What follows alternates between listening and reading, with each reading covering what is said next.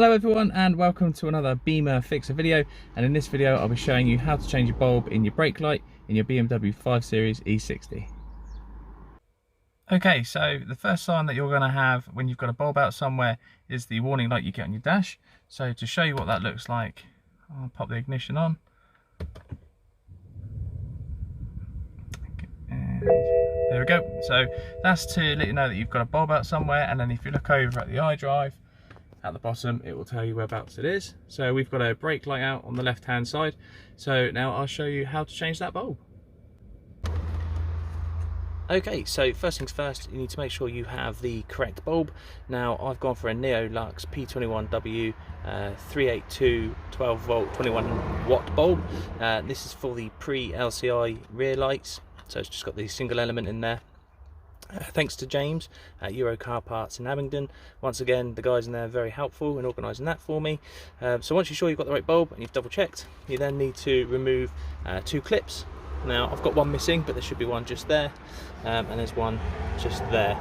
Okay, so you may need a flathead screwdriver to slot in there and to give it a quarter turn to take it out, or if you're lucky you can twist it with your fingers and then it'll just pull out like that. So once you've got your two pins removed, you then need to lift the floor of the boot or the trunk, and then pull the cover behind the light away, but I'll show you how to do that now. Okay, so to lift the floor of the boot or the trunk, there's a little gap here that you can get your hand down and you can just simply lift up. Now this then stops the cover being pinned down here. So once the floor is up and out the way, if you put your fingers down in the little slit there, you can pull it forward like so, move it round, and then that will expose the back of the light there, as you can see. Now there's two clips that you need to release. You've got one at the top just here, and the other one is down there at the bottom. So if you give those a squeeze, that's all you need to do. That will pull the light out. Okay, so once you've removed the light cluster from the back of the housing, then you need to identify which bulb has blown, or to double check which one's blown. In this case it's this one here on the far left, which is the brake light. Now to remove it, you can just simply push down, twist slightly anti-clockwise, and the bulb just pops out like that. You can double check to make sure this is the one that's blown. The element inside the little spring won't reach across to the other side and it'll be broken. In this one you probably can't quite see, but there's actually bits moving around in there, so this is definitely the one that's gone. So we'll get rid of this one, and then we get our new one, and it's just a reverse. Just push in and then quarter turn clockwise. Get rid of that one again. Okay, so then once that's in, you just simply line the bulbs back up with their holes and the right way, and then just simply push back in, and that's it. That's the housing back in. So then what we do is we can then put the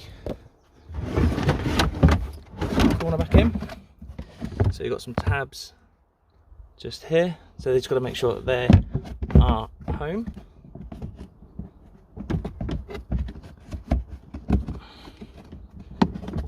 Like that.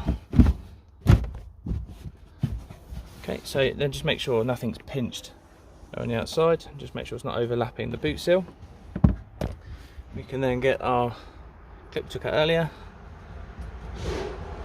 pop him back in, and give it a turn, and that's that lock back in, like that. I will have to pick up some more actually, but that's it. So that's how you replace the bulb. So now what we'll do is we'll fire up the car, fire up the ignition, and just to make sure the warning lights have gone.